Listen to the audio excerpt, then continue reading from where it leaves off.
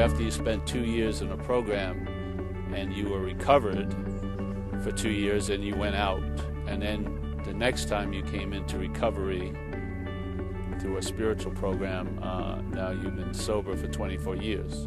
What was the difference? Well, longevity, for one. I think this is all in expression and in manifestation in time and stuff as an action figure, but the density of denial hadn't been broken through. Like the thick shell, it wasn't getting really pierced yet. Even though I had been subdued for 2 years, there was no program of what you would call a quote-unquote spiritual program. It was more behavior modification. So it was just sort of polishing the shell a little bit, yeah? But it wasn't piercing the shell. So the denseness of mind and of denial and all those deep waters were going unseen.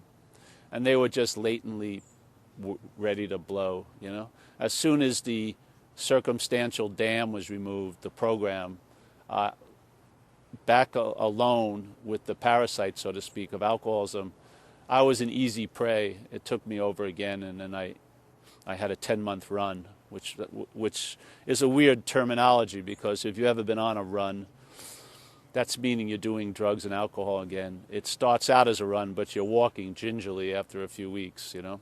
And after a while, you're limping, usually.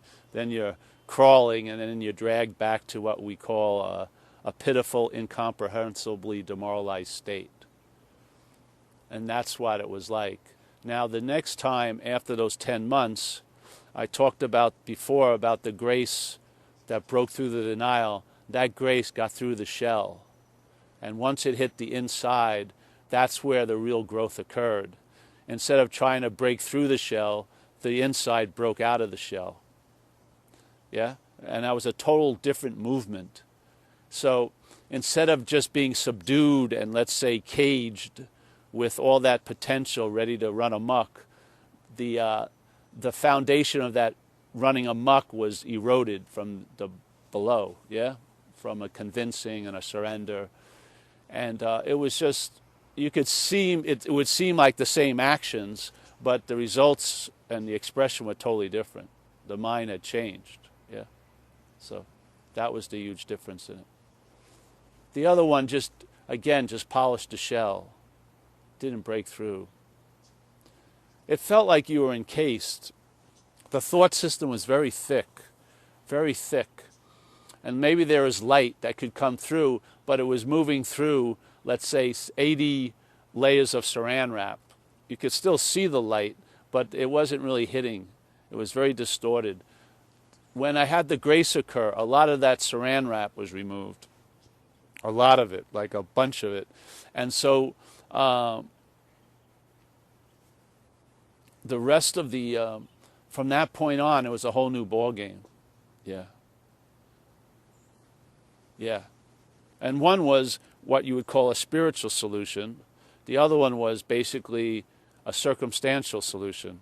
Stay in an institution. If you stay in the institution, you'll probably be somewhat okay, meaning you won't drink or use.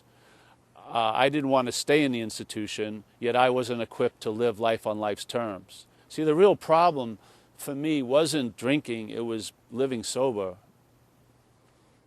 It was hard to be conscious because of what I was conscious of, which was a lot of thoughts and ideas and situations that I felt quite guilty about. It was an unbearable burden to travel like that, so you would do almost anything to get relief.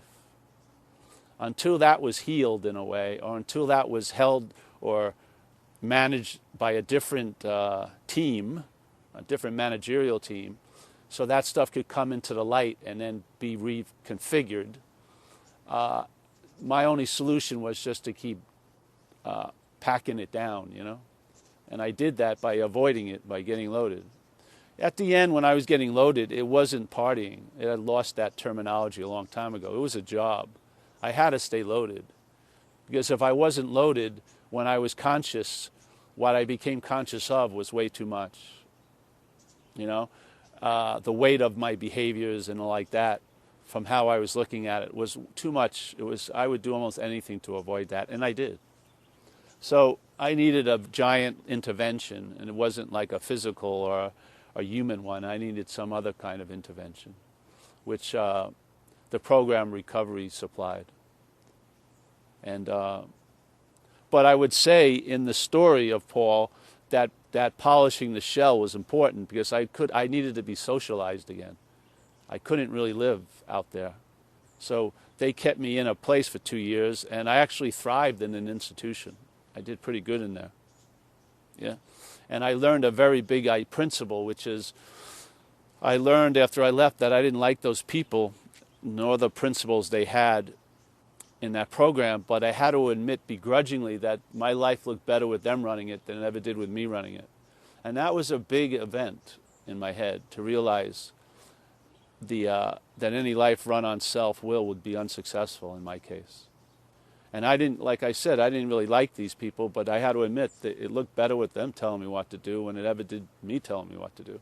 So that was like almost like a kindergarten, and then I got advanced into another stage of recovery, which was more suitable. It's worked now for 24 years. So.